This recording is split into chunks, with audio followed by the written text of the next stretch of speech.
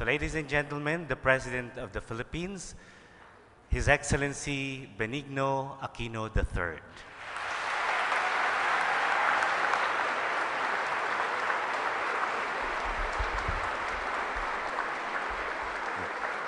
Morning. Please sit down. Your Eminence, Zenon Cardinal Grokolevsky, Your Excellency Edward Joseph Adams, Very Reverend Father Bruno Cadore, I hope I'm not mispronouncing everybody's name, Very Reverend Father Quirico Pedregosa Jr., Very Reverend Father Rolando de la Rosa, our host on numerous occasions in our visits to UST, Reverend Father Pablo Chong, Dr. Joseph McFadden, Reverend Father Florentino Bolo Jr., members of the Diplomatic Corps, delegates of ICUSTA, members of the Association of Catholic Universities of the Philippines, UST officials, faculty members and students, fellow workers in government, honored guests, ladies and gentlemen. Let me first congratulate the International Council of the Universities of St. Thomas Aquinas for this conference. For almost 2 decades, you have shown the world your commitment to international diversity by instilling a love and a passion for truth while pursuing academic excellence and practicing a life of faith. Let me also congratulate the University of Santo Tomas for your 400 years of quality Christian education. For 4 centuries, you have upheld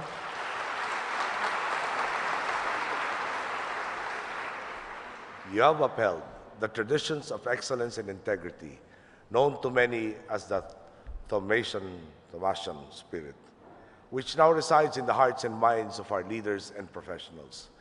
You have also opened the doors to our guests and shown them not just our well-known hospitality, but our capability to host important international gatherings. Philippine Christian education dates back to the time of the Spanish conquistadors, who in 1521 brought with them their political and educational system that was closely intertwined with their religion. The formation of the human mind requires a curriculum that is not merely empirical, contingent, and relative, but one that is humanizing. For 4 centuries, the University of Santo Tomas has educated the best this country has to offer. But when we look back at the long list of distinguished individuals this institution has produced, it is not merely education that sets them apart, but principles. This university has made it its noble mission to instill Catholic principles to each of its students, while at the same time giving them a high quality of education. It is no surprise that among those who serve our countrymen at the highest levels, presidents, senators, Supreme Court Chief Justices, saints, martyrs, and even artists, many are Thomasans. People who have learned to balance their intellect on an unshakable foundation of morality. I think this is what Thomasans around the world share in common: the ability to excel in their chosen field and contribute to the welfare not just of their country, but of the world.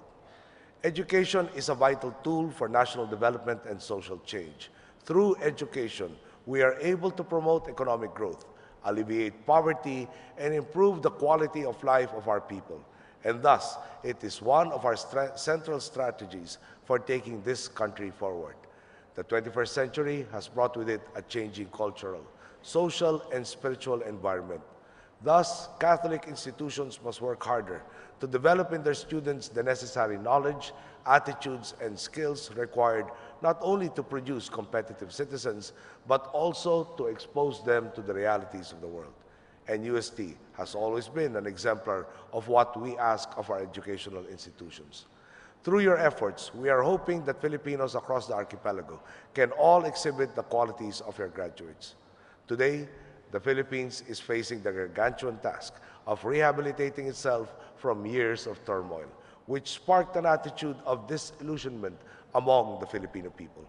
Many unwillingly resigned themselves to lives abroad due to the lack of opportunities here. The duty to give back to the country is not forgotten, but it is largely overshadowed by the pressures of mere survival.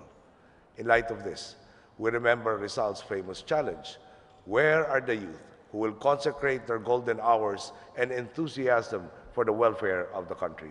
End quote. And we must hold ourselves to the standard that our national hero has set for us and act upon it with vigor and initiative. We should therefore remember that one's financial state is but an instrument for the common good, which will then influence one's sense of satisfaction with life. In the face of this idealism, we must also face the rigors of reality.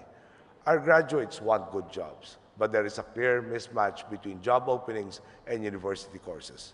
We have an overwhelming number of graduates in the fields of business administration, nursing, teacher education, and even hotel and restaurant management who are hard-pressed to find jobs. At the same time, specialty jobs in mining, aeronautics, geology, and software engineering remain difficult to fill. This is why the Commission on Higher Education has declared a temporary moratorium on the creation of new higher education institutions, or HEIs, and programs particularly in the oversubscribed fields I have already mentioned.